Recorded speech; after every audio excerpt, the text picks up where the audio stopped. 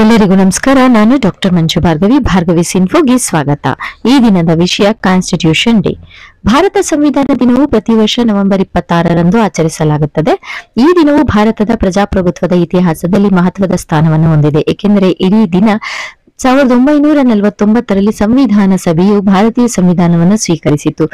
ಸಂವಿಧಾನವು 1950ರ ಜನವರಿ 26ರಂದು ಜಾರಿಗೆ ಬಂದಿತು. ಈ ದಿನವನ್ನು ನಾವು ಗಣರಾಜ್ಯ ದಿನವಾಗಿ ಆಚರಿಸುತ್ತೇವೆ. ಆದರೆ ಸಂವಿಧಾನ ಸ್ವೀಕರಿತ ದಿನವಾದ ನವೆಂಬರ್ 26ರ ಮಹತ್ವವನ್ನು ನೆನಪಿಸಿಕೊಳ್ಳುವ ಸಲುವಾಗಿ 2015ರಲ್ಲಿ ಭಾರತ ಸರ್ಕಾರವು ಈ ದಿನವನ್ನು ಅಧಿಕೃತವಾಗಿ ಸಂವಿಧಾನ ದಿನ ಅಂತ ಘೋಷಿಸಿತು.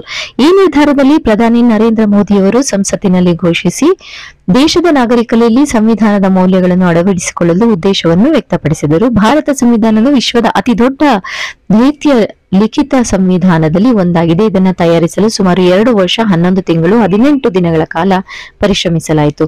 ಡಾಕ್ಟರ್ ಬಾಬಾ ಸಾಹೇಬ್ ಭೀಮ್ರಾವ್ ಅಂಬೇಡ್ಕರ್ ಅವರನ್ನು ಸಂವಿಧಾನ ಕರಡು ಸಮಿತಿಯ ಅಧ್ಯಕ್ಷರನ್ನಾಗಿ ನೇಮಿಸಲಾಯಿತು. ಅವರು ತಮ್ಮ ಕಾನೂನು ಜ್ಞಾನ, ಸಾಮಾಜಿಕ ಸಮಾನತೆಯ ದೃಷ್ಟಿಕೋನ ಮತ್ತು ಜನಪರ ದೃಷ್ಟಿಯನ್ನು ಸಂವಿಧಾನದಲ್ಲಿ ಪ್ರತಿಬಿಂಬಿಸಿದ್ದರು. ಸಂವಿಧಾನ ರಚನೆಯಲ್ಲಿ ಸಂವಿಧಾನ ಸಭೆಯ 299 ಸದಸ್ಯರು ವಿವಿಧ ಚಟುವಟಿಕೆಗಳು, ಪರಿಷ್ಕರಣೆಗಳು ಮತ್ತು ಸಲಹೆಗಳ ಮೂಲಕ ಸಹಭಾಗಿತರಾದರು. ಸಂವಿಧಾನದ ಮೂಲಕ ಭಾರತವನ್ನು ಸ್ವತಂತ್ರ, ಪ್ರಭುತ್ವ ಸಂಪನ್ನ, ಸಾಮಾಜಿಕ, ಧರ್ಮ ನಿರಪೇಕ್ಷೆ, ಪ್ರಜಾಪ್ರಭುತ್ವ ಗಣರಾಜ್ಯವನ್ನಾಗಿ ಘೋಷಿಸಲಾಯಿತು. ಸಂವಿಧಾನ ದಿನವನ್ನು ಆಚರಿಸುವ ಉದ್ದೇಶ ಕೇವಲ ಒಂದು ಐತಿಹಾಸಿಕ ದಿನವನ್ನು ನೆನಪಿಸಿಕೊಳ್ಳುವುದಲ್ಲ, ಬದಲಾಗಿ ನಮ್ಮ ಹಕ್ಕು ಕರ್ತವ್ಯಗಳನ್ನು ಅರಿತು ಅವುಗಳನ್ನು ಪಾಲಿಸುವ ಬದ್ಧತೆಯನ್ನು ಹೆಚ್ಚಿಸುವುದಾಗಿದೆ. ಭಾರತೀಯ ಸಂವಿಧಾನವು ಪ್ರತಿಯೊಬ್ಬ ನಾಗರಿಕರಿಗೂ ಸಮಾನತೆ, ಸ್ವಾತಂತ್ರ್ಯ, ನ್ಯಾಯ, ಭ್ರಾತೃತ್ವ ಖಾತ್ರಿಪಡಿಸುತ್ತದೆ. ಇದರಲ್ಲಿ ಮೂಲಭೂತ ಹಕ್ಕುಗಳು, ಮೂಲಭೂತ ಕರ್ತವ್ಯಗಳು, ರಾಜ್ಯದ ನಿರ್ದೇಶಕ ತತ್ವಗಳು ಮುಂತಾದ ಅಂಶಗಳು ನಮ್ಮ ಜೀವನದ ಎಲ್ಲಾ ಕ್ಷೇತ್ರಗಳಿಗೆ ಮಾರ್ಗದರ್ಶಕವಾಗಿವೆ. ಸಂವಿಧಾನ ದಿನದ ಆಚರಣೆಯ ಸಂದರ್ಭದಲ್ಲಿ ಶಾಲೆಗಳಲ್ಲಿ, ಕಾಲೇಜುಗಳಲ್ಲಿ ಮತ್ತು ವಿವಿಧ ಸರ್ಕಾರಿ, ಖಾಸಗಿ ಸಂಸ್ಥೆಗಳಲ್ಲಿ ಸಂವಿಧಾನದ ಮುನ್ನುಡಿಯನ್ನು ವಾಚಿಸಲಾಗುತ್ತದೆ. ಸಂವಿಧಾನದ ಬಗ್ಗೆ ಜಾಗೃತಿ ಮೂಡಿಸಲು ವಿಶೇಷ ಉಪನ್ಯಾಸಗಳು, ಚರ್ಚಾ ಸ್ಪರ್ಧೆಗಳು, ನಾಟಕ, ಪ್ರಬಂಧ ಸ್ಪರ್ಧೆಗಳು ಆಯೋಜಿಸಲಾಗುತ್ತದೆ.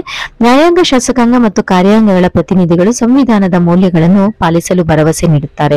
ಈ ದಿನವು ಪ್ರತಿಯೊಬ್ಬ ನಾಗರಿಕರಿಗೆ ತಮ್ಮ ಹಕ್ಕುಗಳ ಜೊತೆಗೆ ಕರ್ತವ್ಯದ ಮಹತ್ವವನ್ನು ನೆನಪಿಸುತ್ತದೆ. ಭಾರತ ಸಂವಿಧಾನದ ಇತಿಹಾಸವನ್ನು ನೋಡಿದರೆ ಇದು ಹಲವು ದೇಶಗಳ ಕಾನೂನು ಪ್ರಣಾಳಿಕೆಗಳಿಂದ ಪ್ರೇರಿತವಾದರೂ ಭಾರತೀಯ ಸಮಾಜ ವೈವಿಧ್ಯ, ಸಂಸ್ಕೃತಿ ಮತ್ತು ಅಗತ್ಯಗಳಿಗೆ ಅನುಗುಣವಾಗಿ ರೂಪುಗೊಂಡಿದೆ. ಸಂವಿಧಾನದಲ್ಲಿ ಬ್ರಿಟಿಷ್, ಅಮೆರಿಕ, ಐರಿಷ್, ಕೆನಡಾ ಮತ್ತು ಆಸ್ಟ್ರೇಲಿಯಾ ಸಂವಿಧಾನಗಳಿಂದ ಹಲವು ಅಂಶಗಳನ್ನು ಅಳವಡಿಸಿಕೊಂಡಿದ್ದಾರೆ. ಉದಾಹರಣೆಗೆ, ಮೂಲಭೂತ ಹಕ್ಕುಗಳ ಪರಿಕಲ್ಪನೆ ಅಮೆರಿಕದ ಸಂವಿಧಾನದಿಂದ, ರಾಜ್ಯದ ನಿರ್ದೇಶಕ ತತ್ವಗಳು ಐರಿಷ್ ಸಂವಿಧಾನದಿಂದ, ಕೇಂದ್ರ ಮತ್ತು ರಾಜ್ಯಗಳ ನಡುವಿನ ಅಧಿಕಾರ ಹಂಚಿಕೆ ಕೆನಡಾ ಮಾದರಿಯಲ್ಲಿ ಬಂದಿವೆ. ಆದರೆ ಈ ಎಲ್ಲಾ ವಿಷಯಗಳನ್ನು ಭಾರತೀಯ ಅಗತ್ಯಗಳಿಗೆ ಹೊಂದಿಸಿ ರೂಪಿಸುವಲ್ಲಿ ಅಂಬೇಡ್ಕರ್ ಅವರ ಪಾತ್ರ ಅಪಾರವಾಗಿದೆ. ಸಂವಿಧಾನವು ಕೇವಲ ಕಾನೂನಿನ ಪುಸ್ತಕವಲ್ಲ, ಅದು ಜನರ ಆಶಯಗಳ ಪ್ರತಿಬಿಂಬವಾಗಿದೆ.